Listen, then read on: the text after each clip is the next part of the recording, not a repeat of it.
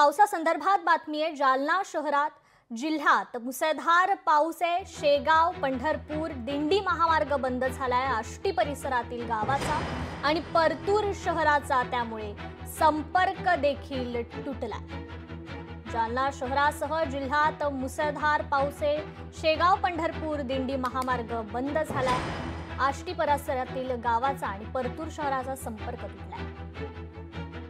जालना जिल्ह्यात काल रात्रीपासूनच मुसळधार पावसाने हजेरी लावली आहे। आपण जर पाहिलं तर जालना शहरासह जिल्ह्याभरामध्ये मुसळधार पावसाने धुमाकूळ घातल्याचं पाहायला मिळत आहे। आपण सध्या शेगाव पंढरपूर या दिंडी महामार्गावर आहोत आणि या दिंडी महामार्गावर मुसळधार पावसामुळे या दिंडी महामार्गावरची जी कसुरा नदी आहे ती दुथडी भरून वाहत आहे। आपण पाहू शकतात या ठिकाणी या नदीचे पात्र जे आहे ते पूर्णतः भरून वाहत आहे। आपण जर पाहिलं तर या नदीमध्ये अक्षरशः जवळपास 7 ते 8 फूट पाणी या ठिकाणी असल्याचं चित्र दिसून येत आहे। आपल्यासोबत काही नागरिक आहेत, काय सांगाल?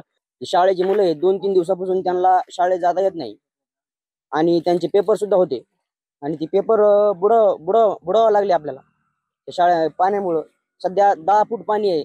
सध्या बस तर नाही आणि कोणताही वाहन तिथे वाहत नाही, जात नाही, त्यामुळे मोठी अडचण येत आहे।